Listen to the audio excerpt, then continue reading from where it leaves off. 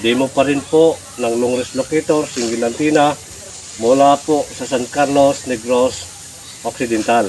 Kung ano po yung ibabala, 14 carats na hikaw, bracelet na 18 carats, dikit ang ating palad, gitna po doon sa ating target, tamang taas po yan, wala pa rin sa baba. Ganyan po yan, nakatits. Kung ano po yung ating ibinala, rin po yan. Yan po yan, tuturo po talaga po yung pinusuan ng ating isang katits.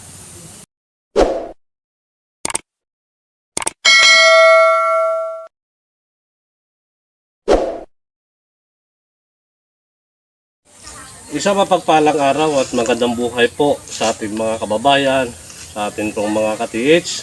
Demo pa rin po ng long range locator, single antenna, ang pinusuan po ng ating isang ka-TH mula po sa San Carlos, Negros Occidental.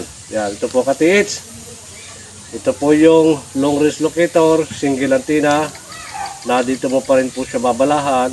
Kung ano po yung ibabala, yun po ang hahanapin o ilulukit po ng ating single antenna. At ito ka-TH, meron po akong pambala dito. Ito po yung hikaw na ito naman po ay 14 carats na hikaw, mga ka-TH, mga kababayan. 14 carats naman po ito. At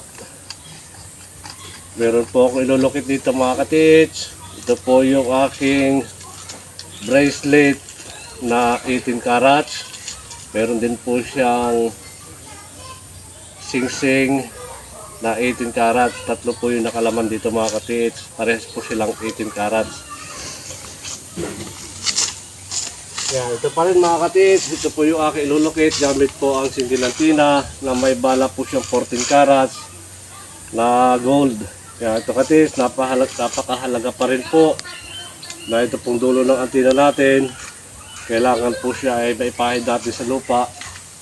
Yan po ay napapabilis para madali po natin mahanap yun pong ating target.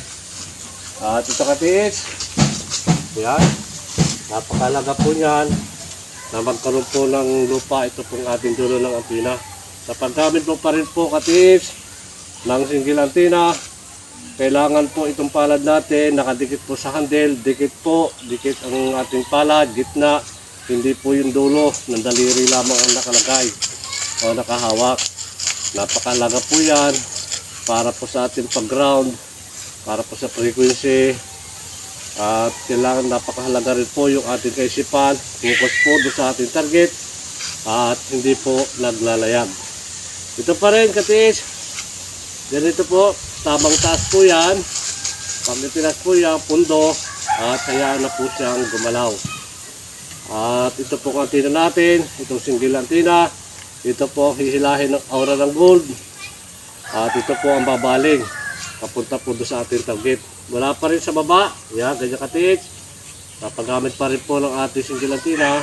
Yan. Ganyan po yan. Ganyan po yung ating single antenna. Ganyan po yung kalakas. Ito ka-TH. Ayan. Doon pa rin po siya tumuturo. Ayan. Ganyan po yan. Kalakas.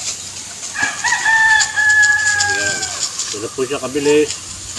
Seconds lang po yan. At wala pa rin sa baba. Pag itinas mo yung ka-TH, sa baba pa lang po yan. Sumasagop na po yun ang frequency. Kung ano po yung ating ibinala, yun po ang ilulukit o aamuyin po ng ating antenna. Kung ano po yung ating ilalagay na bala dito. Kaya mala pa lang po sa baba, kung ano po yung ating nilulukit. Ayan.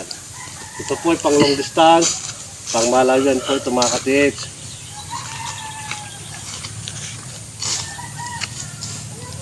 Dito pa rin.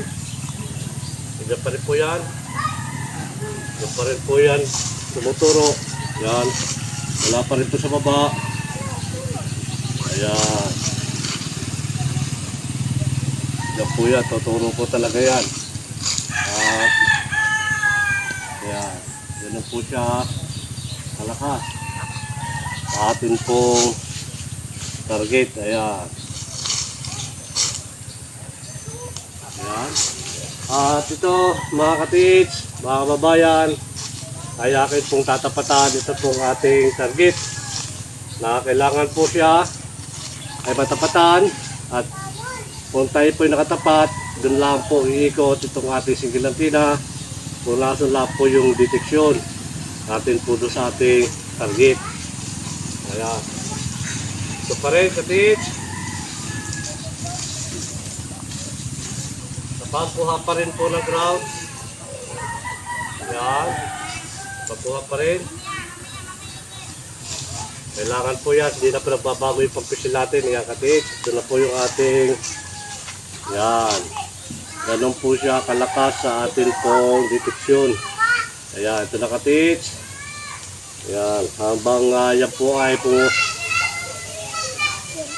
hanggang yan po ay bumubuo ng frequency. Galing po sa ating target. Tayo po yung naka-ground. Yan po yung tinatawag na magnetic field.